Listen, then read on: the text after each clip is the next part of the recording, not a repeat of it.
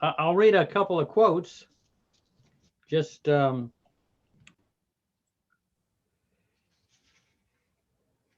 like this one. Just the imagery of this one. This is a Rumi. Everyone is so frightened of death, but the true Sufis just laugh. Nothing overpowers their hearts. Whatever strikes the oyster shell does not harm the pearl. Everyone is so frightened of death, but the true Sufis just laugh. Nothing overpowers their hearts. Whatever strikes the oyster shell does not harm the pearl. Oh my God. Nice way of putting it. Oh my God. This is Baba here. The prayer that reaches me is not a long list of your wants. That will never reach me. Just my name. Even if it is just my name, it will reach me.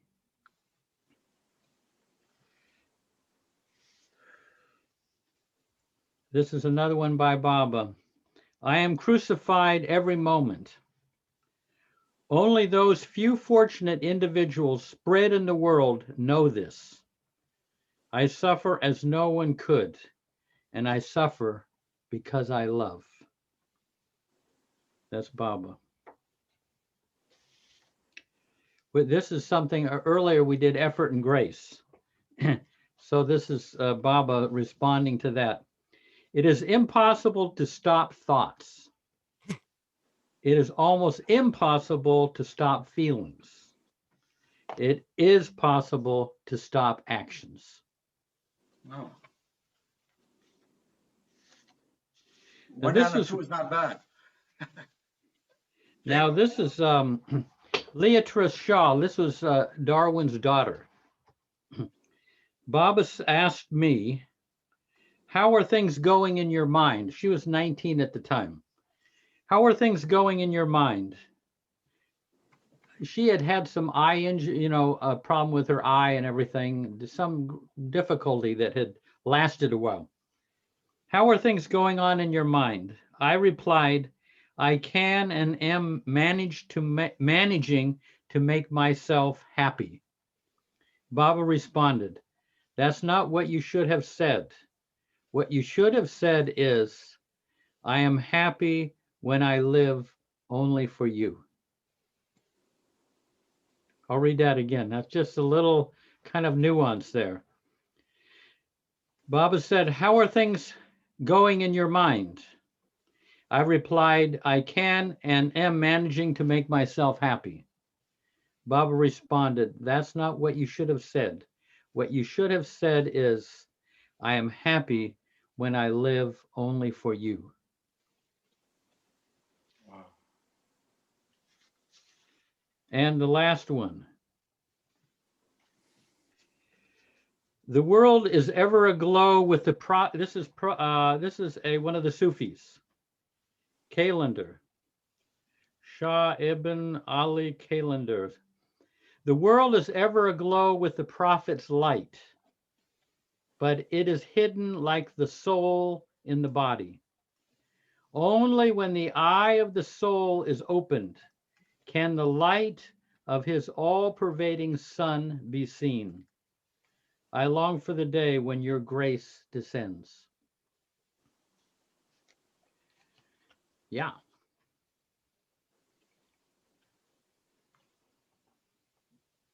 So, trying to see who we got here. I thought I would just mention this one thing that made a great difference in my life with Baba. When I got into Baba, I was, oh, good, we got Alan Manuki in here. Um, I just mentioned this. When I first got into Baba, I I had no doubts about his divinity, but I was most attracted to Baba the man, what he was like, what it was like to be with him, and I had my suspicions about how he was, but I never had it really quite. confirmed until this story happened. This is after I'd been with Baba for a couple of years, and I mentioned this a couple of days ago, but most of you weren't there. But one of Baba's uh, early mandali named Sarosh, he was Adi's cousin. He grew up in Abednagar, and they came to Baba when they were 18. And so then Baba had um, the Manzili meme, which took place in Bombay. So they all trudged all the distance from Ahmednagar on foot to Bombay, and they uh, and they had this very strict life there, very difficult life. It was about 40 men, and at the end of 9 months, Baba called each one before him and said, "Now, what do you want to do?" Some of them went back wanted to continue with college. Some of them were promised in marriage. Some of them, and many of them wanted to just stay with Baba. So anyway, Sarosh, when it came to his turn, he, I don't know if this then, but he was promised, he was going to be getting married, and Baba said okay. And so he went, and he went up to Nasik, which is about 3 hours or something from Ahmednagar, and he started up a franchise for the Chevrolet. And so he started his early marriage there. And you can imagine, he was trying to get his business started, and he was, newly married. And months went by, and he didn't come to see Baba. Eventually, he did, and and this was I was just this was told to me when he came to New York. I heard this, and so he went to see Baba after many months, and Baba was there in, like, I pictured a bungalow, and a lot of the men were there, and Baba was in a very good mood, but he kept passing over Sarosh. He would relate to this Mandali member, and then he'd relate to that one, and all afternoon went by, and he didn't acknowledge, uh, you know, Sarosh at all. And Sarosh was a strong, very tall, very masculine guy. But after a few hours, he just broke down and came weeping before Baba. And he said, "Baba, I haven't seen you in months, and I've been here all afternoon, and you haven't even acknowledged me." And Baba said, "Now you know how I felt all these months that you haven't come to see me." And he just broke down. And Baba said, "Look in your heart." He looked down in his heart, and he saw Baba in his heart, and the vision of it, just he passed out seeing Baba, and they had to carry him off. But that made a deep impression on me, that Baba isn't just above this. He feels all of these things more deeply than we do. That was what I mean. I was a young kid, and I thought, wow, that kind of changed my sense of who Baba is. That I just shouldn't kind of just put him up there, aloof, or aloof of this world and all of the emotions and difficulties and things that we have to go through. So that was, I mean, it reminded me of when Baba was in England, and I think it was behind Kitty's house, and that Baba was just there in the Sadra outside, and they were filming, and you know it was a winter, and no one they didn't really think that Baba might feel cold, because he was a perfect master or the avatar. They didn't, and afterwards Baba kind of confessed to the close ones, "Hey, I was cold there, you people think I don't feel." So that's just that kind of changed my whole way of relating to Baba. And there are many, many more instances of that where Baba would be actually hurt. He doesn't get hurt the same way we do, where we kind of make a big show of it or whatever, or make a complaint, register a complaint, you know. So, Great story. I've Alan, got a what's your, poem for you, Jeff. what's that? I have a poem that you just reminded me of. It's Oh, from good. Rumi, Yeah. and it's called Who is this existence? Can you hear me all right? Yeah. I can hear you. Who is this existence who puts sadness in your heart? Who is this soul who sweetens your grief as soon as you crawl? The one who first frightens you with deadly snakes before opening the treasure vault. Who changes a monster to an angel, a sorrow to happiness? Who gives the blind wisdom and inner sight? Who changes darkness to light, thistles to flowers? Who sheds the sins of the sinful like autumn leaves and puts guilt in the heart of its own enemies? Who makes them repent and in silence says amen, and whose amen brings inner happiness and soulful delight? Who changes bitter thoughts to lightness and joyous zeal, bestows fire and makes you leap with unknown joy, the fire that can make a hero from a desperate heart? Who is this existence? Who is this? Tell me. Who? Wow, that's great. Yeah. Beautiful. That's our Baba. Alan, is that something you can send us, or is it from a book? Yeah, it's from a book called Rumi, Fountain of Fire. Fountain of Fire. Oh, okay. Can you read it again, please? Sure, if people would like. Sorry. As long as we Yeah. get to hear that voice. Well, if you like my voice, you should talk to me. Yeah, I'll send you a poem that you can read, Nasrin. We want to hear it. Okay. Thank you so much. I appreciate that. Okay. All right. I could read another one or the same one. What do you like? Same one. Same one. Who is this existence who puts sadness in your heart? Who is this soul who sweetens your grief as soon as you crawl? The one who first frightens you with deadly snakes before opening the treasure vault? Who changes a monster to an angel, a sorrow to happiness? Who gives the blind wisdom and inner sight?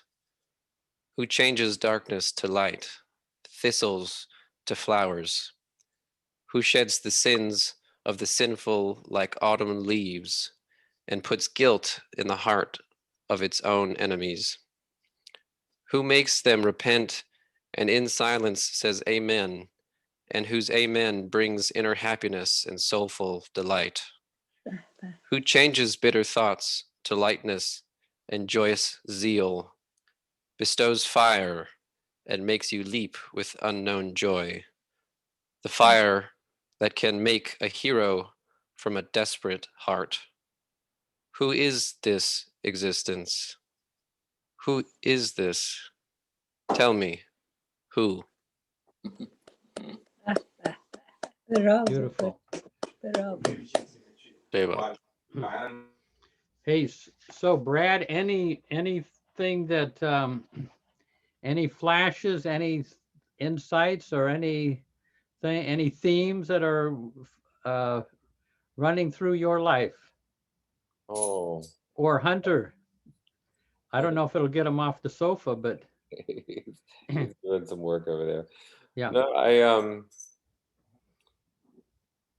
the past few weeks have been a very deep time with Bob, especially this week with everything that's been going on. And I did write a little something today, and let's see if I can find it. Um,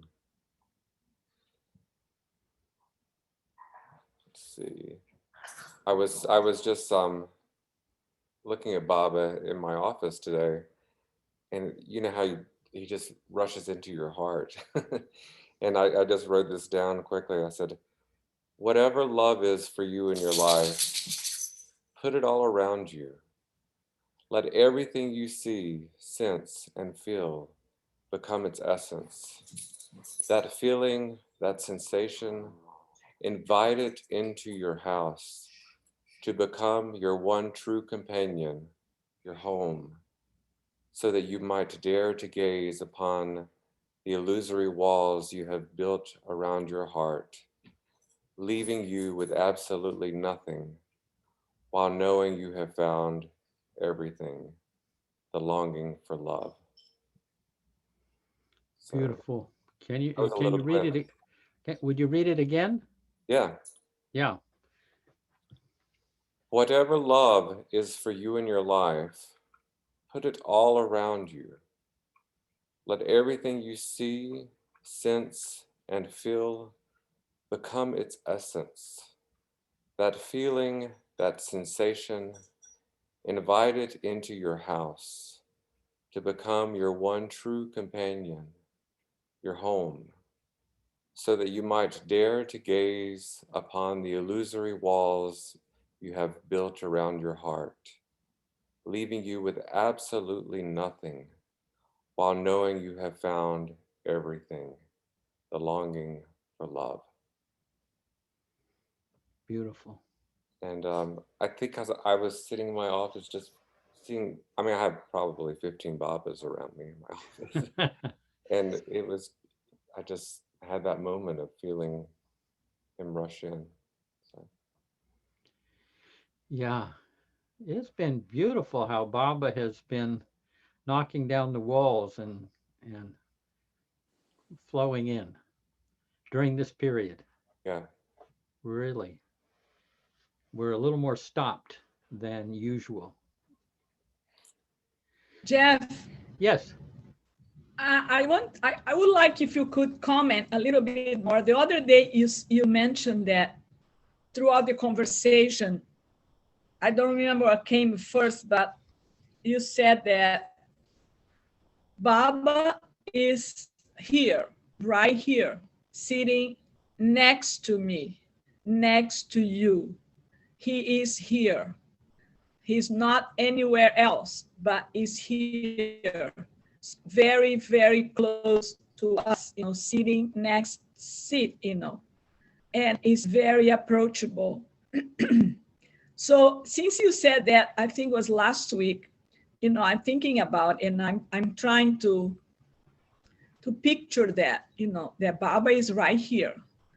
And I've been talking to him, like he was really sitting. He is, I know, but like he was this person sitting next to me, and I thought it was going to be hard to do, but it's not, but I just, because I want to know more about it. And so I to really deepen my experience with Baba on my daily basis.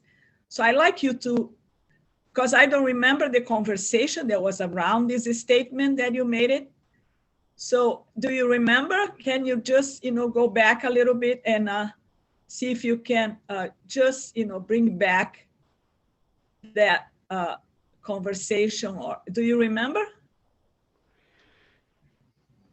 I can't remember exactly. I mean, I know on one occasion I said that it's a Christian saying that the saints found Jesus within them, and the early Christians found him beside them. I don't know if it was stemmed from that. The saints found Jesus within them, but the early Christians found Jesus beside them. This is an era where Baba is beside us, but in the future we will have to dive deep into ourselves to find him. I mean, unless we can develop that companionship, that the early Christians had and what we have available now. This is one of the best times where, but Baba can be wherever you want him to be, because he said, I am whatever you take me to be. So if you want him sitting next to you, or you know, sitting on the sofa over there, lying like Hunter on the sofa, whatever he'll do, he'll be he'll be, you know, if you want him to be your strong father figure, or you can make him a father figure and your mother who loves you unconditionally. I mean, it's it's completely, he'll be anything you want him to be. So make him unlimited in how Yeah, he but you can. know, that was not the conversation. Yeah, We had this conversation, I remember. yeah, But yeah. there was another conversation where you said with certainty, you didn't say like, oh, he's whatever you want to be. If he wants him Yeah. to sit next to you, no, you didn't say that, Jeff. You Yeah. affirm that he is next to you, that he is right here. Yeah. You know, you affirm that with certain certainty. But I don't remember, because I was so amazed with this statement of yours. I was like, you know, my mind just go, woo, and I don't know what you said before or after. I'm sorry. Yeah. I know. Well, it might, that might cycle back in again. You know, but I mean, as I say, he really loves and adores us no matter what, and is not turned off by our shortcomings and weaknesses and all of that. It just, it's not that. People are like that, but not, you know, not God. Yeah. Okay. But All right. maybe that'll come up, you know. I let you slide for now. What's that? I let you slide for now. Yeah. Yep. Yeah. Alan, what you got going there? Thanks. Thank you. Oh, no, I was just looking further into this Rumi book and reflecting on what Lenita was saying about, and I guess what it reminded me of was when we were talking about how I think you had asked a group, how do you experience Baba in your daily life, or how is Baba for you right now, or something like that. And I think, yeah, everybody had different responses about what their inner experience was. And uh, yeah, no, that's a really good question. And I think the point that I took from it was that Baba was here.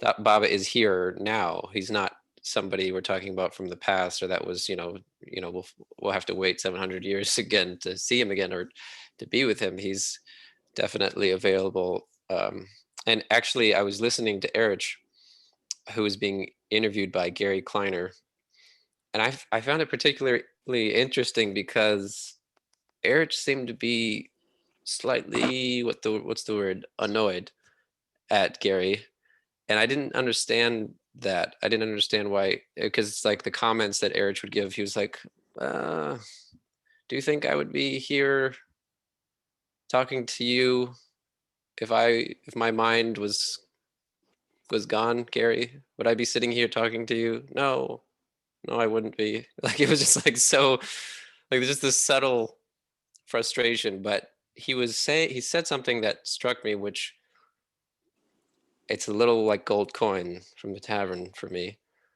And it's that Baba had said that even if you, for 1 second in your life, for 1 second, thought of him with all of your heart and soul and mind, and really and held on to him for 1 second of your life, that would be even enough for a whole lifetime. So if you think about that, some people go their whole lifetime and don't have 1 second of a drop of some of the things, some of the beauty and the grace of Baba's love that we talk about so often in these groups, and that we connect in these inner links about. Some people don't have 1 second of it. So I just was like, oh man, that, you know, it hit me pretty good. Yeah. But it's a beautiful thing. Yeah, we are really so fortunate. You know, as I say, other people, we're going through a pandemic, but we can always drop back into Baba, and a lot of people in the world have nothing to drop back into except their mind, and maybe a belief system that's kind of positive, but there's no one to go to or no real place. And that's yeah. You know, I'll tell you, I've told this to before, but the power of Baba's name, you know, I mean, the perfect master Ramakrishna said that during this period of the Kali Yuga, the only thing that would help is the repetition of God's name. It's that critical. And Baba said that my name is more powerful than I am. That's hard to imagine. I mean, but he did take his own name. So he has invested that, he said, with great substance and power and love. But I'll just tell you one thing that I've mentioned this before, but on one of my trips a few years ago, I went to India, but when I left from the flight in Myrtle Beach, I began saying Baba's name inwardly. And, you know, it was going on and kind of emanating Baba, you know, Baba, Baba. It with in breath and out breath and everything. I spent 12 days in Australia, and then I was a month in India. And then on the night before I was going to leave from Mehrabad, Baba woke me up at 3 a.m. and he flashed this to me with a sense of humor. But he said, you know, all these weeks you've been taking my name faithfully, but you seem to forget I'm here listening. You know, in other words, I was kind of emanating Baba's name, you know, Baba, Baba, Baba. But hey, when you say his name, if I say, as a crowd of people, and I say, hey, Lanita, she's going to turn her head. Well, you know, if you take his name, he gave me the other side, like I am, when you call my name, I'm there. I mean, he is always here, but it's almost like some of the veils between me and him get dissolved, and he's able to show up more intimately by calling his name. You know, you can try saying the name Brad, but I don't know if you're going to get anywhere. Probably not. No, I think no, he's a very loving guy. So you can say Brad and you'll get some love too. Not quite as much, but yeah. You know, Jeff, I've been thinking with COVID and everything, how lucky we are to have his name and to have the company of the avatar and the companionship through everything. I mean, Yeah. I tell Hunter all the time, I'm like, oh my God, how lucky we are. Yeah. Yeah. And I something about, you know, when I was in India a year ago, there was a big shift for me with that relationship with Baba. Like I feel him in me now. Yeah. Yeah. So Yeah. I just flipped to this poem, and it's quite fitting for this moment. If you'd like, I could share it. Go for it. One by one, our friends filled with joy and quest begin to arrive. One by one, our friends, the worshippers of ecstasy, begin to arrive. More friends and sweethearts filling you with love are on their way. Darlings of spring, journeying from gardens, begin to arrive. One by one, living their destiny in this world. The ones who are gone are gone. but the ones who survived begin to arrive, all their pockets filled with gold from endless treasures, bringing gifts for the needy of the world begin to arrive. The weak and the exhausted, the frightened by love will be gone. The rejuvenated, the healthy and happy begin to arrive, the pure souls, like the spectrums of the shining sun descending from the high heavens to lowly earth, begin to arrive, luscious and happy, the blessed garden whose heavenly fruits spring forth from the virgin winter begin to arrive. Those who are born from the roots of generosity and love, taking a journey from paradise to paradise, begin to arrive. Beautiful. Yeah. Yeah.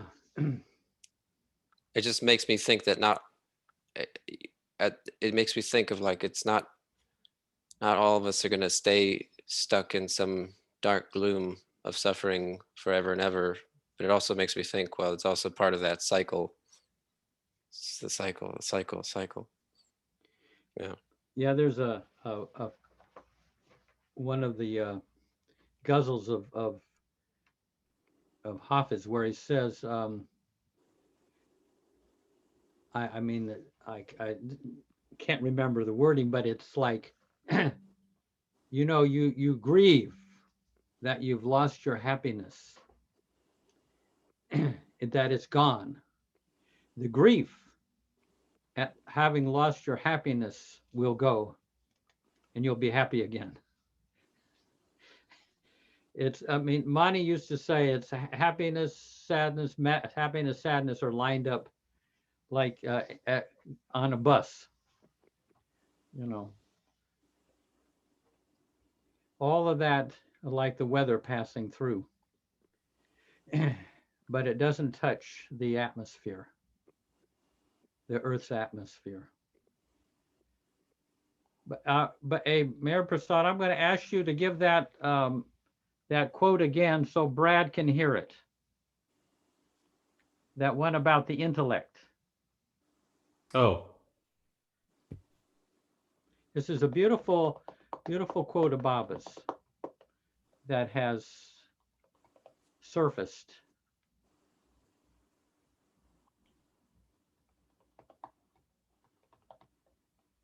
give me 1 second.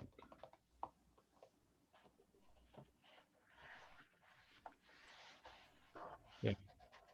The intellect has to be schooled into realizing that everyone and everything is of tremendous importance. The intellect has to be schooled into realizing that everyone and everything is of tremendous importance.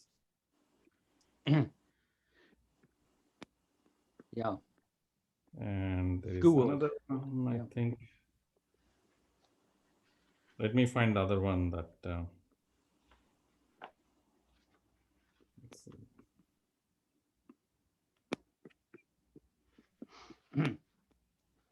I've got a Rumi translation that Erich liked very much. And he had me read it at a very low point in my life many years ago.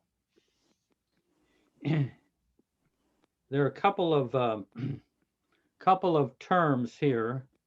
Barak, B-U-R-A-K, Barak, is the horse that Muhammad mounted on the way to heaven. Barak is the horse. Barack Obama, I mean, it's the horse that Muhammad rode. Okay, but this is maybe I'll wait till Alan gets back. Oh, there he is. Okay. Yeah, I'm here. This- I'm just grabbing some dinner. Okay. Shall I let you get your dinner? I'm listening. Let me place it here so you can see me. Okay. So I'll read this kind of slowly because it's a little bit dense. What is bounty without a beggar? generosity without a guest. Be beggar and guest. For beauty is seeking a mirror. Water is crying for a thirsty man. Hopelessness and need are a tasteful mounting for that ruby. Your poverty is a barak, the horse. Don't be a coffin riding on other men's shoulders. Thank God you hadn't the means, or you may have become a pharaoh. The prayer of Moses was, Lord, I am in need of thee. The way of Moses is all hopelessness and need, and it is the only way to God. From when you were an infant, when has helplessness ever failed you? Joseph's path leads into the pit. Don't flee across the chessboard of this world, for it is his game, and we are checkmate, checkmate. Hunger makes stale bread more delicious than halva. Your discomfort is spiritual indigestion. Seek hunger and passion and need. A mouse is a nibbler. God gave him mind in proportion to his needs. Without need, God gives nothing. How will you impress God? You are 100,000 dinars in his debt. A beggar shows his blindness and palsy. He does not say, give me bread, O people, I am a rich man with granaries and palaces. Bring 100 sacks of gold, and God will say, bring the heart. And if you bring a dead heart carried like a coffin on your shoulders, God will say, you cheat. Is this a graveyard? Bring the live heart. Bring the live heart. If you haven't any knowledge and only opinions, have good opinions about God. This is the way. If you can only crawl, crawl to him. If you cannot pray sincerely, offer your dry, hypocritical, agnostic prayer, for God in his mercy accepts bad coin. If you have 100 doubts of God, make them into 90 doubts. This is the way.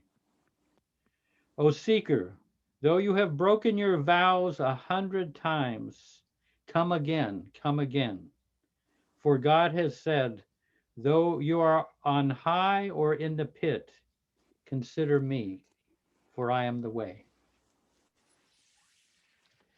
I don't know if that was, I mean, I had the benefit of reading it. Was that intelligible Yeah, that was out there?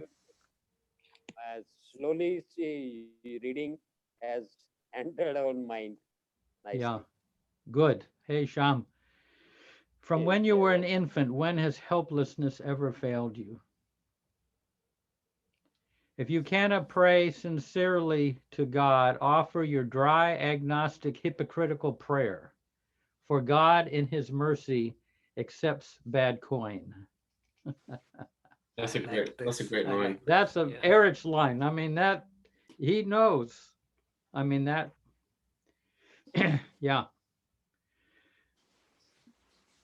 Taylor, you got anything over there? Hi, Jeff J. Baba. Jay Baba. What was the source, would you say, of that long quote? It was such a wonderful quote. Oh, the poem I just read? Yeah. It's this Daniel Liebert translation. Oh. Rumi, Fragments, Ecstasies. But it was a translation that the Mandali liked very much of Rumi.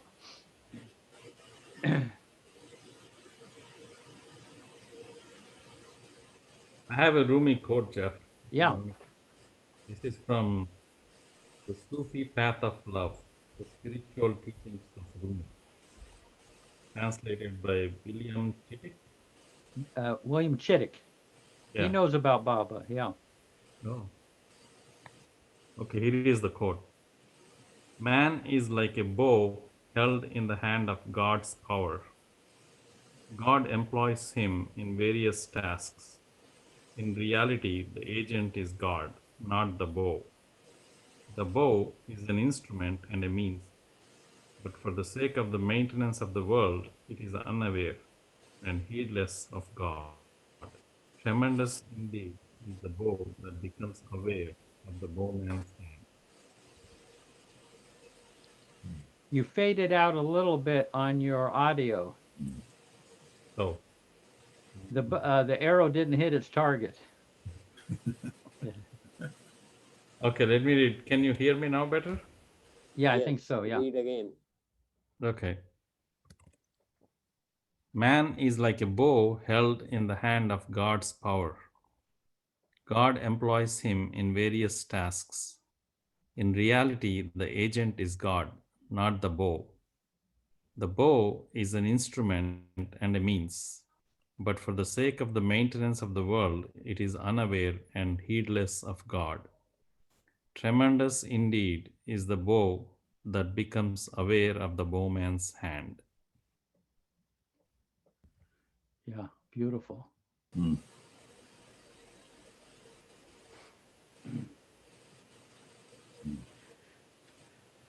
Lovely.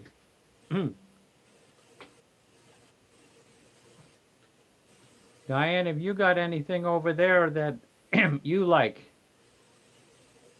Or anybody got any story or anything? I have both. I have a Good. title and something to read. And Marion Lewis has a story. Okay, yeah, you're next. Yeah. So I don't know if I heard this or I read this, but it's been very helpful to me to imagine that Baba is always in your heart and asleep. And every time you say his name, he's awake for you. So Yeah. I even do my PT now with 1 Baba, 2 Baba, 3 Baba. Yeah. I get my Babas in. Yeah. And I have a quote. You're looking for Baba quotes? Yeah, sure. Any quote. Let's try this one. Heed my call. The call of Baba is God's voice.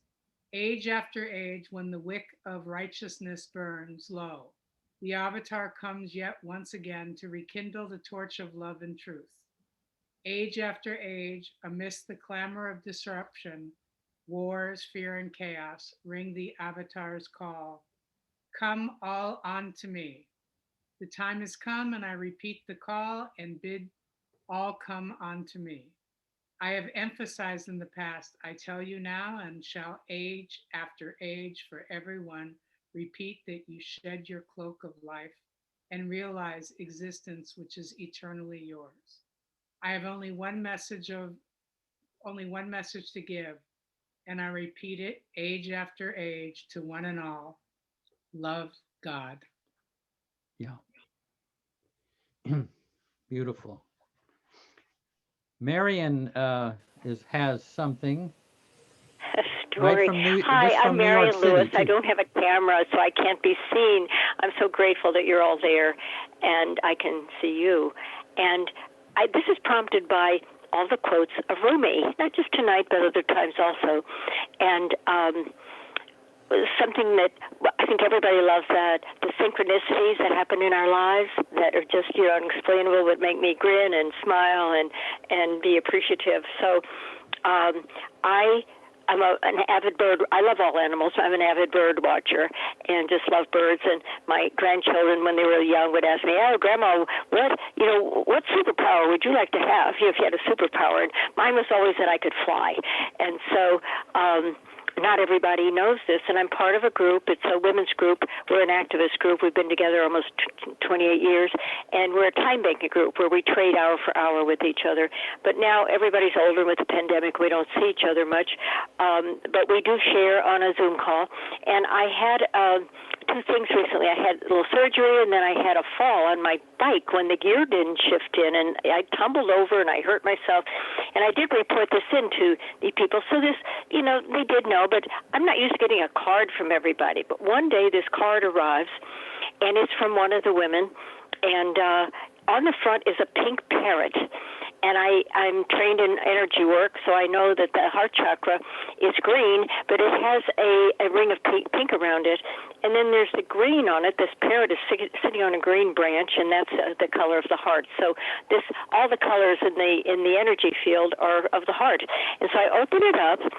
Now, I'm very mindful and cautious about just talking about Meher Baba, that I live it, and when it's appropriate, speak. So not even many people know that I have this spiritual master named Meher Baba. So I get this card, and this person said, I was just thinking of you resting in Central Park, because when the weather is nice, I always have a favorite rock I sit on over there. She said, I was just thinking of you resting in Central Park on a glorious evening, and then I saw this. And it's got a quote around it, and it's by Rumi. And it's just one line, and it said, you were born with wings. Oh. And that's it.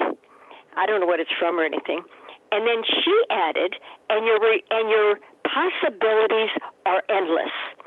Sending you love and light for these weeks ahead. And she signed her name. So every day I have a couple of cards I pull, and one is a friend of mine who's her master's degree was in the psychology of money, and she's very spiritual. She's on a spiritual path. She knows about Baba. She's not a Baba follower, but she knows about Baba. And she made these cards just to kind of shuffle them and pull a card every day. And so the next day I pulled this card. I always put it by Baba's picture, and it was, the theme was all about every possibility is yours, something like that. And she had said, and your possibilities are endless. So my mouth just kind of fell open, and I felt so much gratitude because this was so unusual for me to get this card. And then some weeks later, I have a daughter. She's 56, and she said, now my kids grew up knowing about Baba. They're not Baba followers, but they totally respect it, and I might get a Valentine from my daughter with a picture of Baba in the middle of the heart and stuff like that.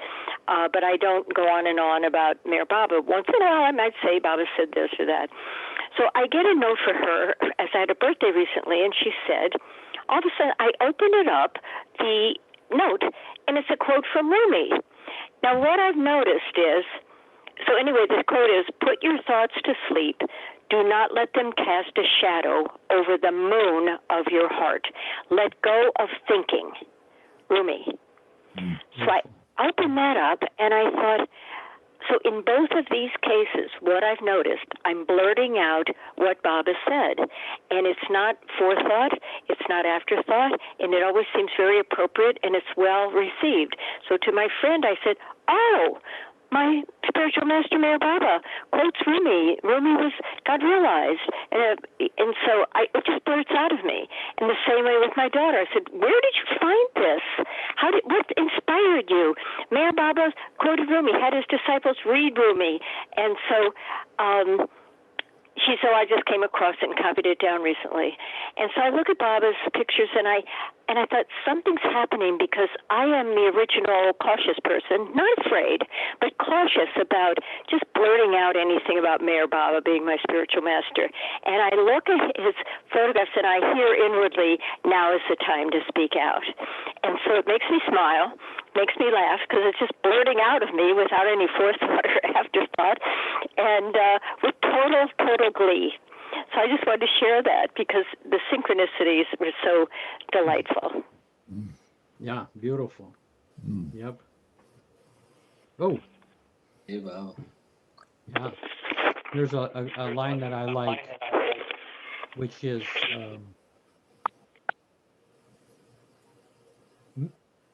coincidences are God's way of performing miracles anonymously.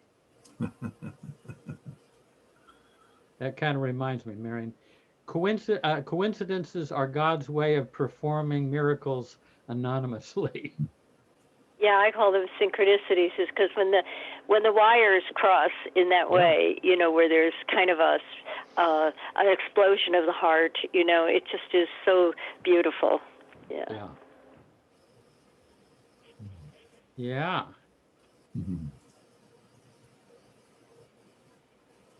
Kelly, you got anything over there? No. Oh, hey, oh, look at who emerged. I know he has. He brought something over here. Yeah, well, okay. We got Hunter here. Hello. Good to see you. Good to see everybody. You won't believe it. I officiated at these guys' marriage. Yes. I mean, not even knowing what I was doing, but That's great. Well, when was that? How long ago was that? When was that? That was May 19th of 2019. Yes. uh-huh. And everyone was drunk in the tavern that day. Yes. Beautiful. So this is after the boys came out, the boys mentioned that this book was one of the ones that Baba read to the boys in Prem Ashram. Uh-huh. That he Okay. had read to them, and it's by Nicholson, but it's a story I've heard many times before, but I keep coming back to it again and again whenever I feel my heart pulling against Baba's reins a little bit. This story brings me back into a little more obedience. Mm-hmm. It says, let's see. One night a certain devotee was praying aloud when Satan appeared to him and said, "How long wilt thou cry, O Allah? Be quiet, for thou wilt get no answer." The devotee hung his head in silence. After a little while, he had a vision of the prophet Kadir, who said to him, "Why hast thou ceased to call on God?" "Because the answer, 'Here I am,' came not," he replied. Kadir replied, "God hath ordered me to go to thee and say this." And this is the verse that I repeat again and again. "Was it not I that summoned thee to service? Did not I make thee busy with my name? Thy calling Allah was my 'Here I am.' Thy yearning pain, my messenger to thee. Of all those tears and cries and supplications, I was the magnet, and I gave them wings." Yeah. Beautiful. And it takes a long time to know that that's in fact true, you know, and it's a beautiful thing. I mean, you get little flashes of it, but to have that an abiding way, you know. Yeah. Although those flashes keep us going. Yeah. All the flashes we can get. Yeah.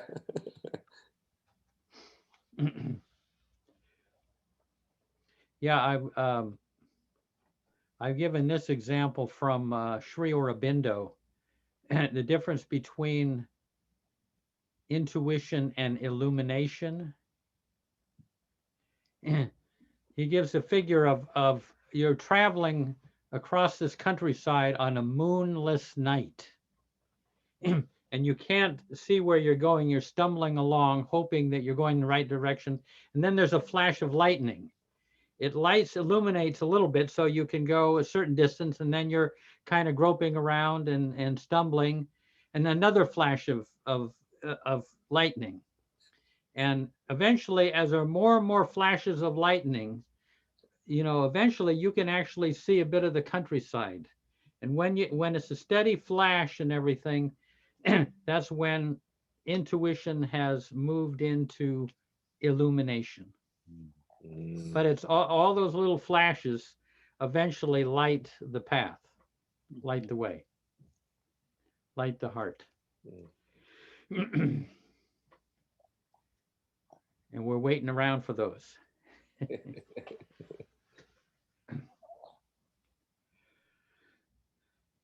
Yeah. Let's see. I got another poem. Yeah. Good. We're into poetry tonight. Yeah. How's my voice right now? I took out my headset. It's all right? You're clear. All right. Haven't I told you, don't run away from me? You'll find me like a fountainhead wherever you go in this mirage. Even if you leave me with anger for 100,000 years, you'll finally return since I'm your final home.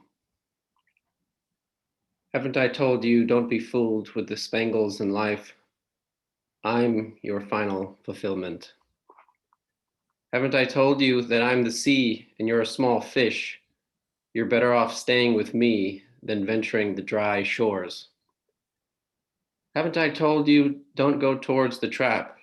Like a bird enticed by bait, come back to me, I'm your endless strength. Haven't I told you others will kill your fire? Stay with me, who will set you on flame and warm your soul. Haven't I told you others will disillusion you? You'll lose the fountainhead of the solace I found for you. If you're enlightened by the lantern of your heart, guiding you to God's house, look at me, I may be the path. Yeah, was that Rumi or? Yeah, that was all from this book. Yeah.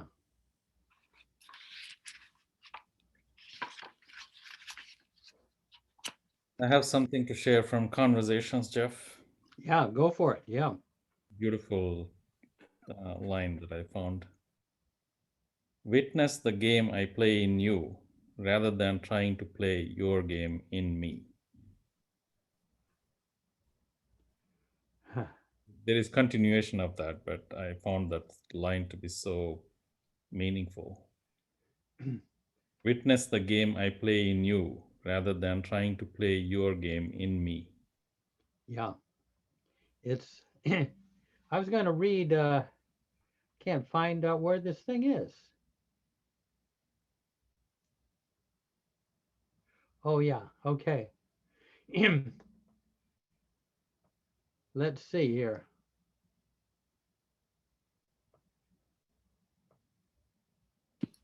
Hey Jeff, what was the title of that poem that you said the Mondali enjoyed the translation of that you just read?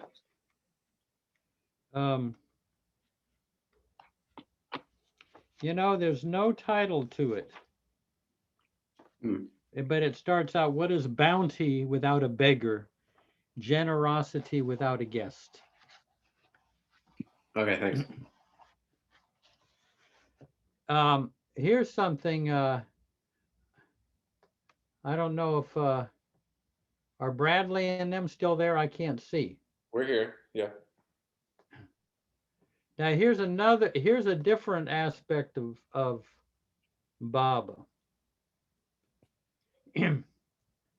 This is kind of, I say kind of the path of the Mandali.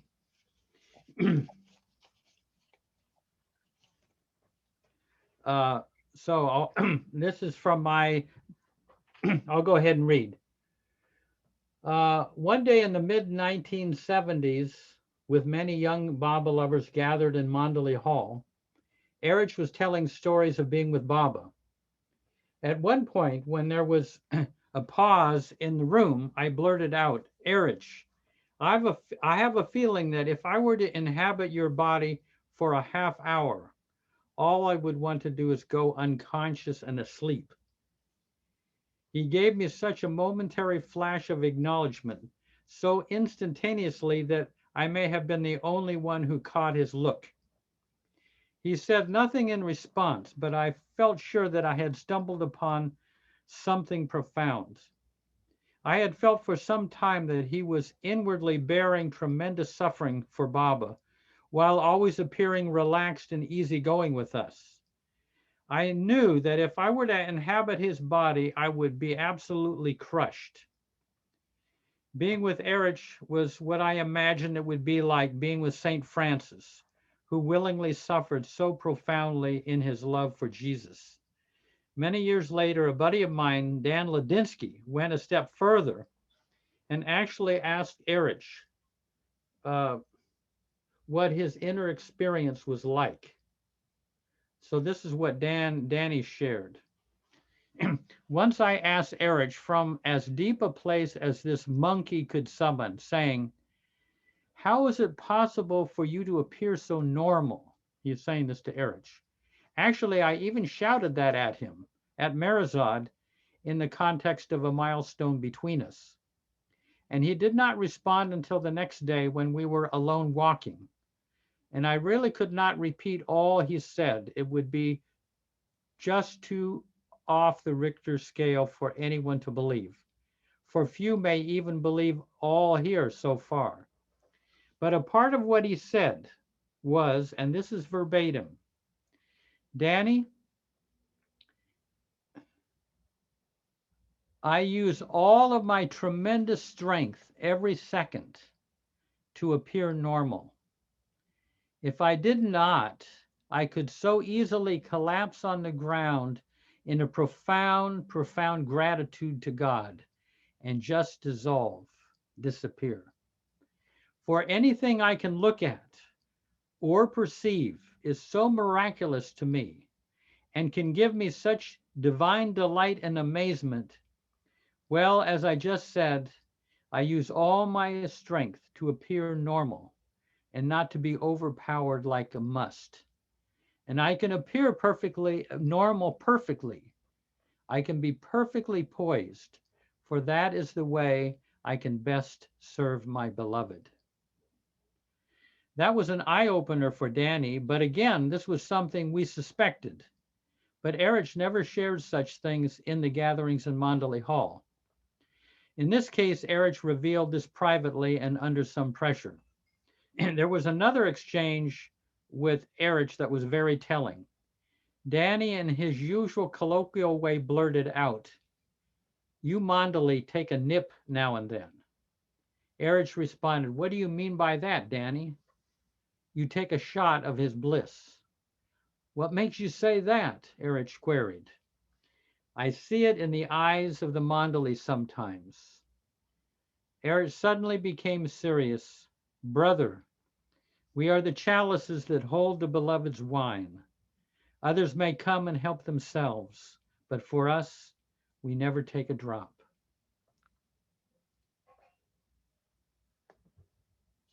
So, I don't know, could you folks hear that okay? Yes. Hey, Jeff. Yeah. Where's that Amazing. from that you were reading? What's that? Where is that from that you were reading? Danny's words about his conversation with Erich.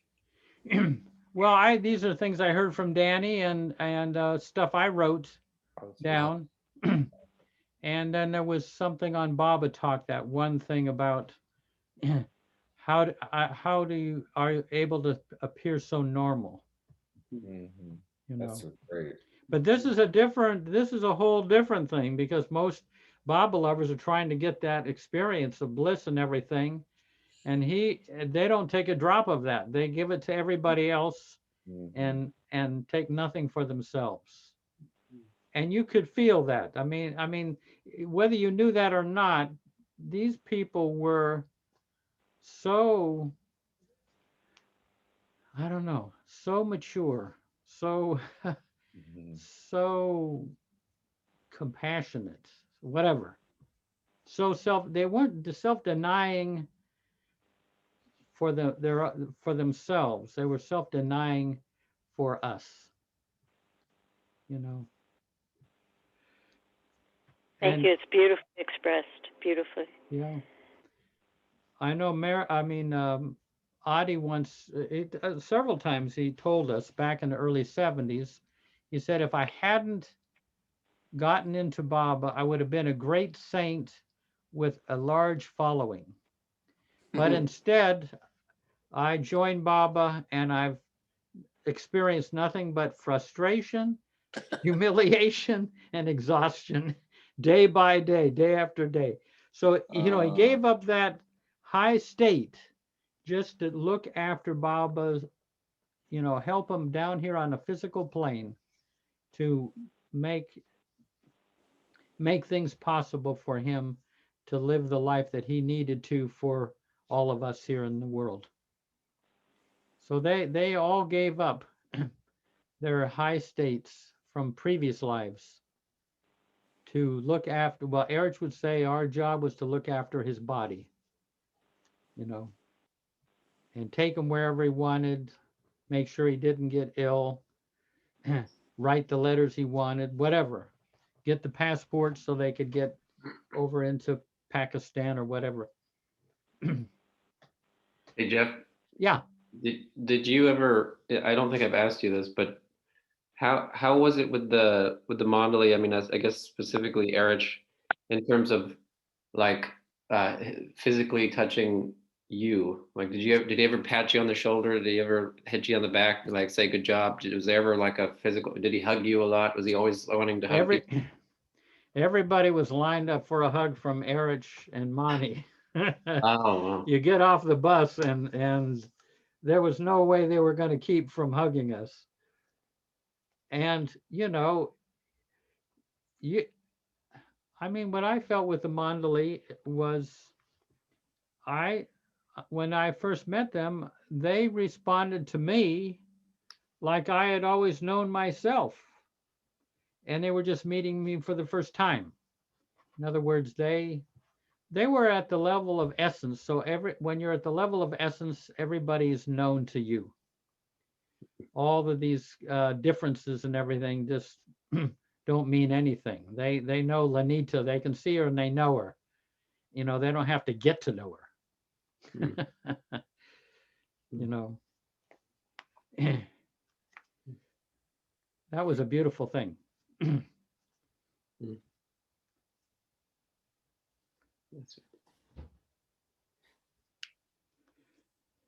Yeah. But then Although they didn't like able to. they didn't like to be put on a pedestal or anything. It was best to be natural with them.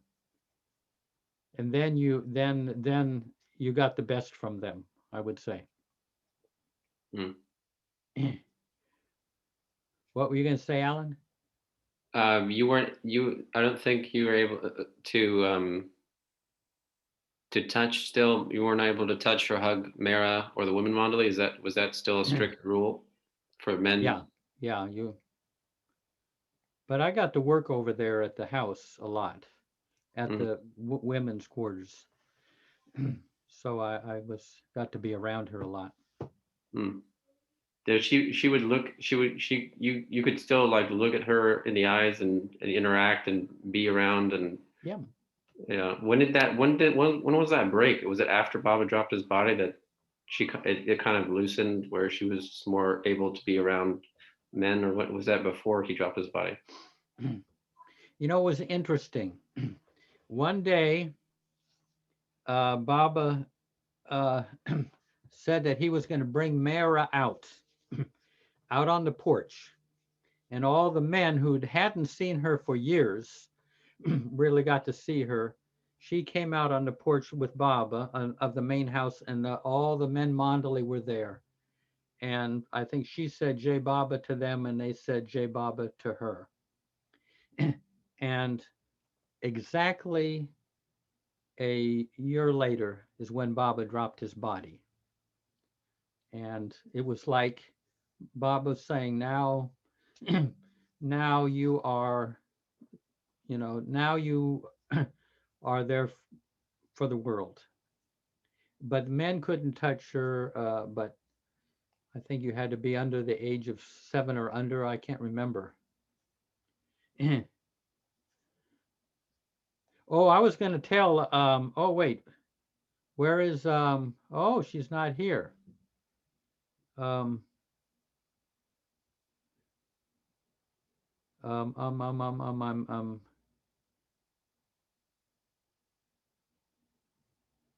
blanking out.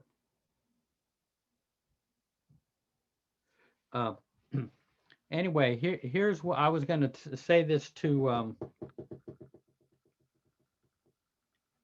oh, she was here earlier. And I'm just crazy. I'm blanking out. And I was going to tell her something. What? Priya. Yeah, Priya. Good. I wasn't coming to me. I was going to tell her this because she wanted to know, and I was saving it at the end of last time. But she might, it's early morning for her. But one day, I mean, I don't know if I've told Brad and Hunter this, but I think Diane and Terry have heard. Audie, back in the early 70s, he was an expert on God Speaks. He knew it inside and out. And one of the things that Bob has said are the roles that different mandali play. Someone plays the role of Peter, someone plays the role of John, someone plays the role of Martha, and different roles. And Baba said that, you know, they play a role for a lifetime and then someone else takes that role. So in the case of the role of Peter was played by Erich. You know, the role of Peter was played by, I mean, earlier, Ananda in the time of Buddha and different ones, Ali in the time of the Prophet Muhammad. So he was an expert in that. And one day, Baba said to Adi, Mara is always the same one. She is the same soul who plays that. So, and Mara also said that she has always been a woman. So she is, you know, is like a counterpart of Baba. She is always here. There are two people that are, now this is I'm giving my interpretation. Mara is here. She was Sita, Radha, Mary, all the different ones, and she is always here, the same as Baba. They're the only two that are always with us. And all of us, we're here for a time and we get realized or liberation and we're out of here. Even Erich is here for a time and he's out, but Baba has to stay here in Mara. So there's a I was line just where thinking Baba, about that. I was thinking about that in terms of like the God Speaks when he talks about the first avatar. And does Baba mention in God Speaks anywhere about that counterpart? I actually had that thought the other day when I was at work. Or is that mentioned anywhere? it's not mentioned anywhere. I mean, he is, you know, he said she's the purest soul in the universe. He said extraordinary things about her. And he said some things to her in the early 20s, and she only revealed a little bit of it. But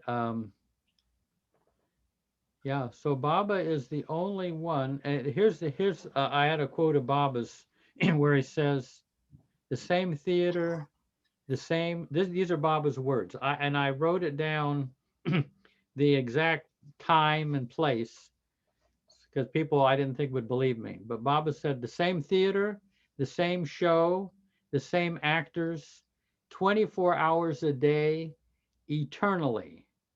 And I have not only to stay awake, but smile and clap. I mean, that's a humorous way of saying, hey, I'm here all the time. He doesn't get any break except maybe a Mahapralaya, you know, he might get a break, but otherwise he is with us from beginning to end. Everybody. It's just impossible how he can do it, but I was doing a meditation on after the Effort and Grace one time, and I saw, I mean, I just imagined this. I could see Erich was saying goodbye to Baba. Baba was in a lot of pain, and he was just sitting there in Mandalay Hall, and Erich was saying his time was up. He was going off and dissolving into God. And then the poignancy, because Erich didn't want to have to leave Baba, you know, and not continue to help him. That was his stint was over. That was a very poignant thing. Because I felt with the Mandali, they wanted to stay in creation as long as they could, to continue to help Baba, and not, not get realization. They wanted, as long as they're on this side of realization, as much as they could stay, as long as they could, they wanted to stay and help Baba to kind of ease some of his suffering. And the interesting thing, when Baba had the accident here in 52, and Mara was profoundly injured, Baba said that she took on half of his suffering. And Baba used to say about the other Mandalay, they could just get a fraction of his suffering. Wow. So she took on half of his suffering. And she was not ever quite the same, in the same way, that the effect of that. Yeah. So Hunter, you got any flashes? Anything that you're pondering? Or any themes that are... I am gratefully receiving Baba's correction a lot these days. There was a story that Vesta shared in Facebook recently about a time when she saw Baba standing over Mani when she was very sick, after he had dropped the body. And Vesta had said, Baba, please let me take on a little of her suffering. And Baba became very stern and said, don't ever, ever ask for that suffering, for someone else's suffering. That's my tenderest love gift to them. And Goher came in and saw Baba there too, and said, please forgive her, she's innocent, she said it because she loves you. And the story went on from there. But I can find how often in my life, as someone who helps others in the little ways that I can, how often my loving trespasses, how often I get in between other people and their own suffering instead of trusting Baba with that. And in the last year, going back to when I was at Amartithi, I've had experience after experience of sort of feeling that pattern in my own beingness that keeps arising, and Baba showing me that trespass and showing me the love that is that all of our suffering is made of, down to the deepest core of the suffering. And I can find that pattern in myself that keeps getting in the way, and the arrogance of that, and the pride in that, and the hardness in my own heart that is behind, is mixed up in my loving. And feeling in this last year, Baba just gently separating out the humility of my, whatever love he's planted in me, and the pattern of trespass that had crept into my work with others. So I find myself more and more inviting Baba in to do everything that happens in every relationship or interaction I have with other people, because I know how insidious my patterns are and how they weave their way through my loving. And so that's been the journey this year. Yeah. Yeah, very subtle area. You're blessed to even be thinking in that area, I would say. I mean, to make that kind of distinction.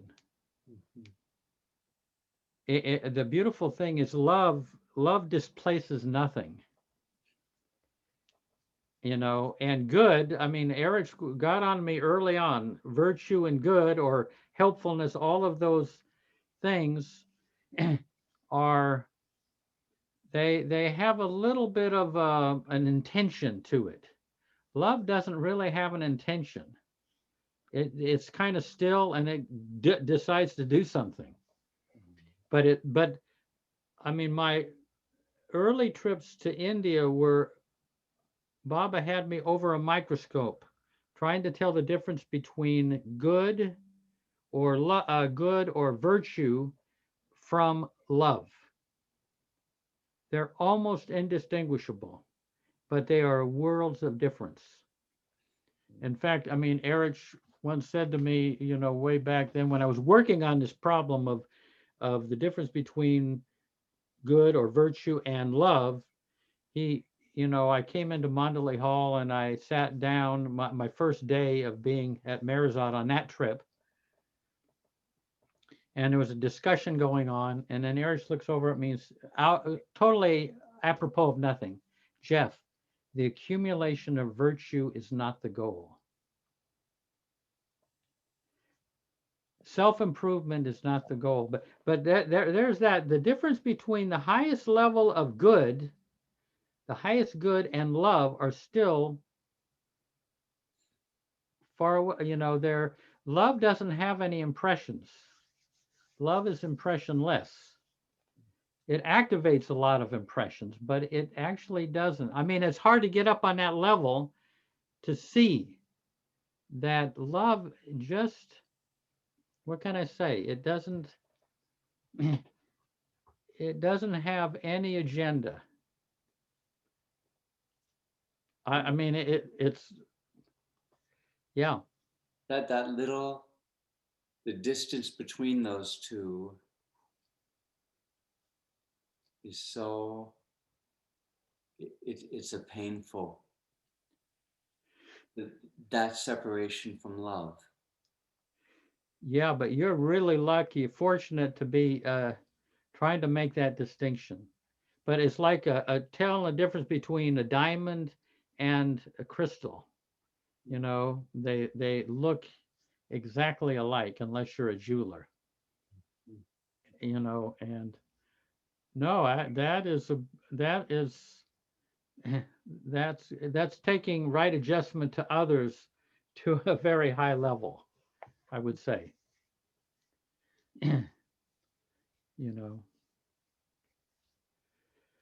Yeah, beautiful. That's worth a whole year of struggling with. Oh, I'm so grateful. Yeah. I'm so grateful that to find love, to find suffering as nothing but love is, it's not a gift I'd ever have put on my Christmas list. Yeah. But to have a whole year of just that has been beyond great.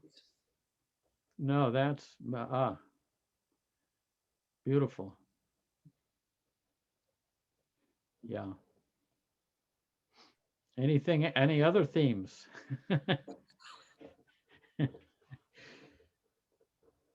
I gotta go. Good Okay, night. Lenita. Oh yeah, it's getting, yeah. Good night, Brett. It's good to see you. Good night. Good night. I think it's off. Hi, Hunter. Good to see you guys. At her building, they shut the power off at 11:30.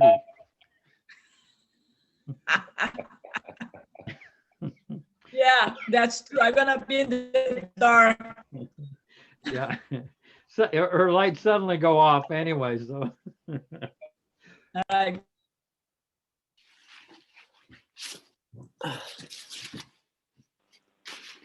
I am. Yeah, go ahead.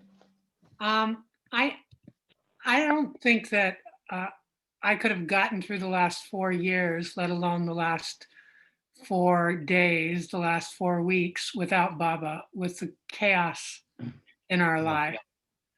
But I've heard a lot of people make reference that, nothing happens without Baba's will. So to sit back and try and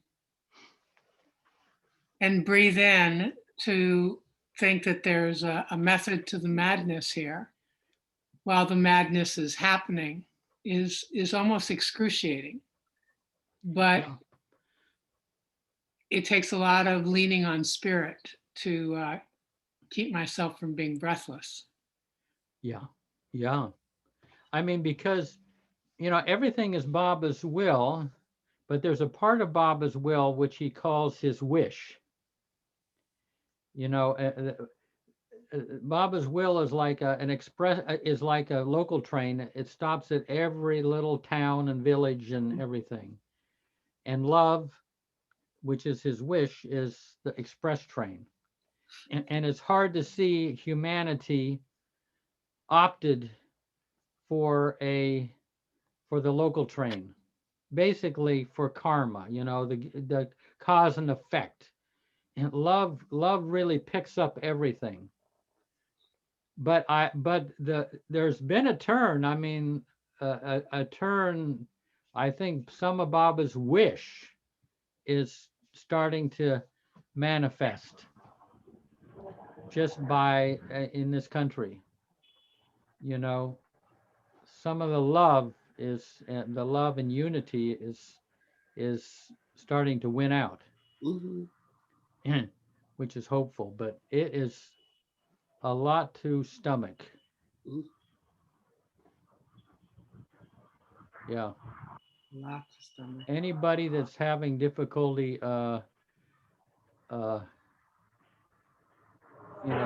weighed down by this world, is hardly, is almost unavoidable if you have empathy and compassion for others. Hey, Jeff. That's where Erich was. That's why he was in the great pain that he was in, because he was feeling everything. Yeah, go ahead, Alan. Did you want to finish your thought? Sorry. No, go ahead. Yeah. What how I was just thinking, just on this topic that was just brought up, it kind of shot another thought in my mind, which was like, I spent like 25, 26 years, in a certain kind of suffering and mental state of, I didn't know how badly I was really, really just seeking Baba, but I wonder if, like, because I remember what it was like looking at Baba's picture, for example, in this lifetime, like 4 or 5 years ago when I first met Adrian and everything, and looking at a picture of Baba and just, not really being phased, just seeing his face and just really feeling nothing, feeling no relief from any, but not that I knew, I mean, not consciously at least. And I just wonder if it's like, it wasn't until Baba came into my life and I really felt him in my own heart, and that he was actually, I think the grace for me was just like Baba really from the beginning, like, I am the doer of all of this. And it was through a series of dreams and continually now it's like, this suffering is my gift to you. And I am aware of that. And sometimes I can change my reaction or respond differently, but there's always that background knowing in whatever moment of suffering I'm experiencing that he's the doer. So what I'm saying all this for is because when I was suffering most of my life with was what I was suffering with was the incredible resentment and rage and total, just like, it just felt like this worldwide insanity that I had been carrying for so long. I just felt like I could have gone mad, and I think I did for a few years there, but it was only because Baba really awakened in my heart this life that I could have some sense of relief, and not understanding, but relief. I didn't get understanding. It was more like he just from a series of dreams and things, he just was like there's you'll never understand. You'll never fathom this. And that was the only thing that shut me up, because I just felt like I needed to fight to understand why there was so much terrible things, and how could this side do that? Or, my family with genocide and war, and my family having seen their friends and family being murdered in front of them, and the trauma that they still live with, the trauma that we all still, but I just was really every day really stuck in that. And so I wonder if it's like, how many of us have to, like, I don't know, is it just his grace at some point that there's just like that relief, or that kind of, I don't know, peace in the heart of like, well, I don't know. I don't know if I'm making sense. It's just really hard to explain, because it's such an inner thing that I've been trying to put into words, but it's like, I just don't understand how I could have been such an angry, rageful, very Yeah. resentful person before. And specifically about the suffering in this world, and things I would see that anything would just spark me off and be like, I need to go and fight, this and that. And it's like, now it's just not the same. And it kind of blows my mind in a certain way. I haven't really thought about it. So I don't know if Well, anybody. that one poem that I read, and one of the lines that Erich liked is, "Without need, God gives nothing." And you wind up in such a horrible state of need. I mean, there's no way out. And there you are vulnerable to God, to his intervention. But the same, I used to walk around New York. Just, how can we still be doing this? This is the 20th century. God, it used to drive me crazy. In Vietnam War, and like, God, haven't we learned after all this? Until Baba came in, I was probably very much like you. Just unbelievable. I could not fathom, why is this still going on? Why do we do this to each other? It was just, but I see Terry, is that got your hand up? Yes, it is. Yeah. Oh, I did it already. I think that what it also says to me is, like, the deeper in the pain and suffering we go, makes it possible for us to get closer to the bliss somehow. Because I've never been in areas of my life as blissful as I am today. And I had so much pain and suffering in my life, and I never felt bliss. Yeah. And now it's really different. Like aged wine, Yeah. Been in the cellar for a long time. Long time. Yeah. Yeah. Jeff, I often feel, since coming back from India and I left the university for teaching, because I heard my Baba say it's time for you to go. and really quitting a job in the middle of COVID left me just hanging on to Baba. And but I have felt him like shove my head down at his feet for like weeks, and then I come up, and then I sort of find my flow, and I feel the inspiration, and then he's like shoves my head back down at his feet, and I'm like down in my own stuff for a few weeks. And it's it's interesting that ride that he does. At least I'm finding that there's a ride, this longing of that he pulls in the heart, and then it sort of dissipates, and then the world sort of brings you back, and you go back into the world, and then all of a sudden he pulls it back, and then all of a sudden you're back in the heart, and you're longing, and you're feeling, and you're working with him, and then he lets you get back to the world, and it's just back and forth. Yeah. Yeah. In fact, what I think about that process, because that's been mine, it's like you have things in your subconscious, and you're going along fine, a certain kind of harmony, and then he unloads a truckload of garbage from your subconscious, and your life is all in disharmonious for a good while, and you kind of process it and you work it through and everything, and you kind of get things at a kind of nice harmony, a kind of comfortable sort of solid, place and everything, and then another load is dropped down, and it for me it had gone on for years and years. But that veil, which is, the subconscious is the major veil, that's getting emptied out. It's getting more and more transparent, where you will see Baba eventually.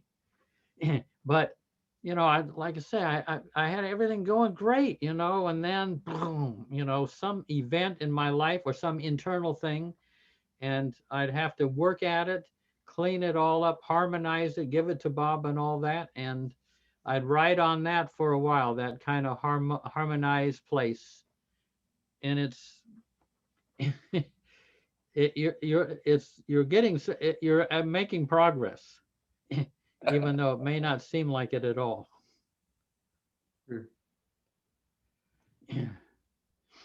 But that's his job,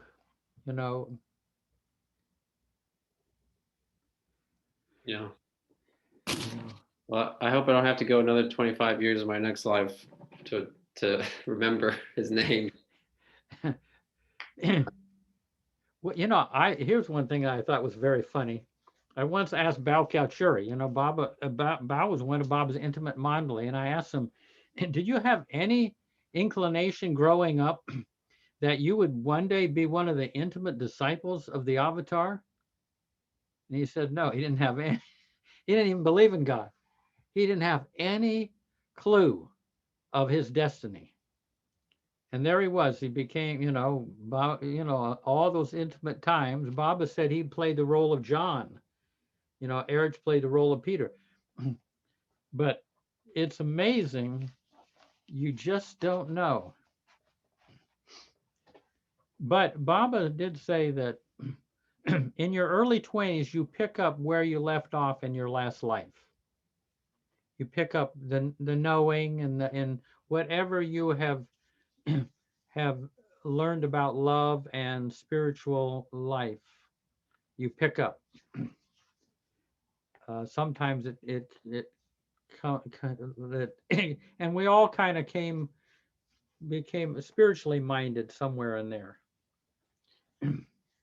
It's not unfailingly, but that's what happens for at least some people. Well, Telly, you got the final comment. I remember that quote from Baba where he says, everything happens by God's will and is necessary. I don't know where he said that, but yeah, that helps me when I feel that it's necessary. Yeah, it's all growth. Yeah. Even if we don't like it, it is all growth. There's a line from Mani. I don't know if I should say this, but Mani, Baba's sister, said, nothing happens to you without Baba's knowing approval. Just take that in. Nothing happens to you without Baba's knowing approval. I mean, that takes a bit of swallowing. You have to swallow that with a little bit of water. No, but Baba is really taking us to a beautiful place, and we all kind of know that. Yes.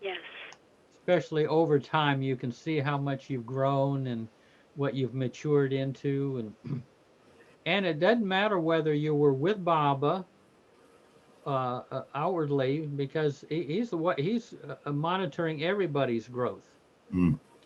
So there are a lot of people who have come to the center who were on other paths or other approaches, and then that kind of came to an impasse, and then they got into Baba. But they had all the foundation was already laid. They just, They just easily, they had a foundation in which to, an informed decision about Baba from all that they had been through. But Kitty and them, they didn't come to Baba until they were in their 40s. Kitty and Margaret and Elizabeth and Norina, they were all, they got bandied around. Who was that gentleman you said on his final moments of on his deathbed he realized that everything had happened exactly as it should have? Yeah. Who was that gentleman? Chuggin Master. Chuggin. Chuggin. He was one of the early Mandali. Oh.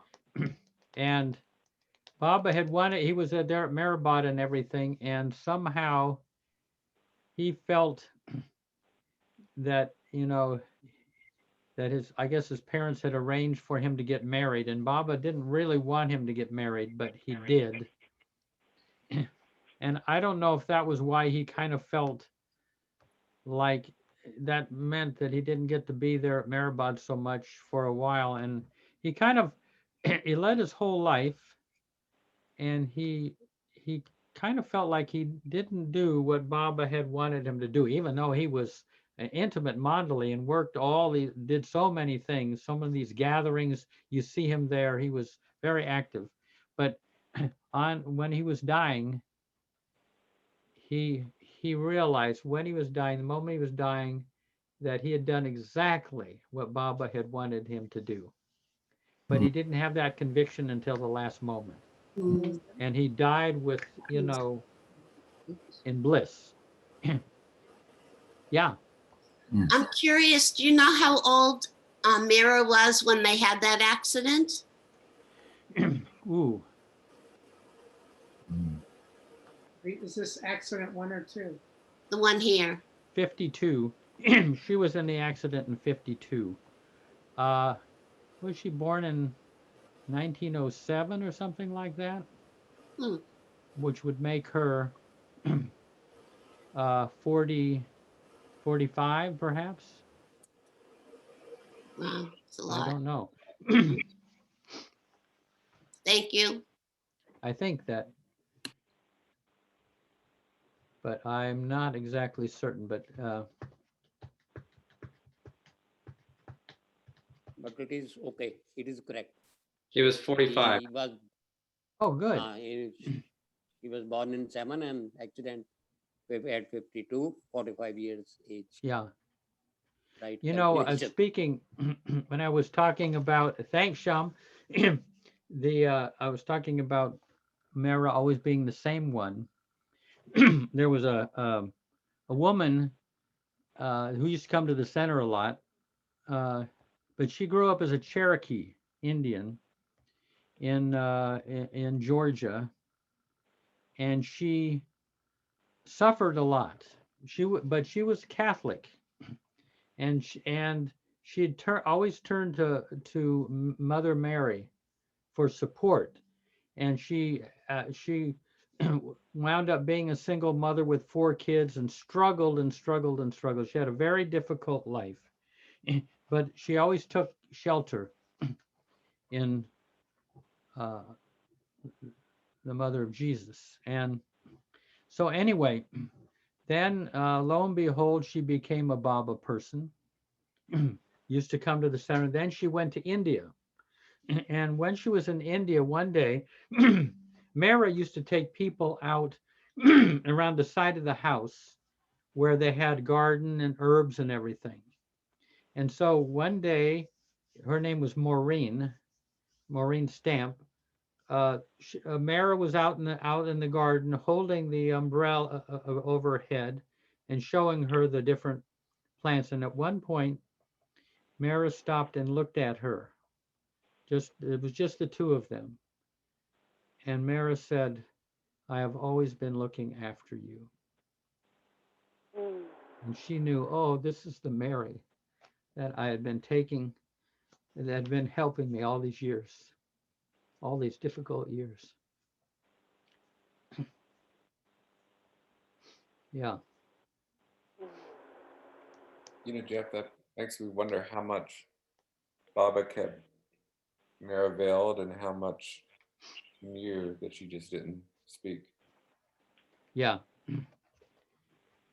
Yeah, I think she knew a lot more than than she let on, but yeah. Hey, well, it must be getting, well, let's see. Anybody have any last? Jasima, we haven't heard anything from you. Yeah, Jeff. Actually, I was reading one review. I got a poem. I'll read that out. Yeah. This from New Yorker. So, this is actually written by a Holocaust survivor. So, it's like this. Once I heard him, he was washing the world, unseen, night-long, real. One and infinite, annihilated, they, I would. Light was salvation. So he's a Holocaust survivor. I think I will read the context of this poem. Yeah. So the reviewer says, okay. So he says something like they became that is self. The last line echoes Genesis, let there be light. As I repeated the poem, I suddenly understood it more. I felt as a vision of second creation, a coming of Messiah. When those who have been annihilated, the original is something exterminated, might be reborn through the cleansing of the world. Yeah. Was that Benjamin Walter or something like Walter Benjamin? No. No, it is by Paul Celan. Mm-hmm. Read that poem again. Okay. Once I heard him, he was washing the world, unseen, night-long, real. One and infinite, annihilated. They, I would. Light was salvation. Mm-hmm. Yeah, beautiful. There was one line from a Holocaust survivor. Every moment is a doorway that leads to the Messiah. Something like that. Every moment is a doorway leading to the Messiah. You know, the other morning I woke up and this line it came to me. I mean, this doesn't normally happen. I woke up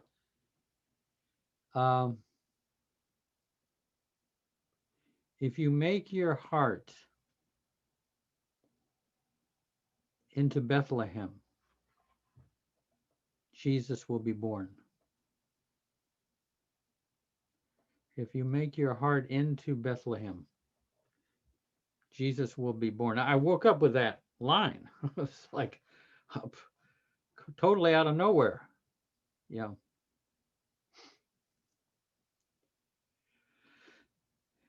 Yeah.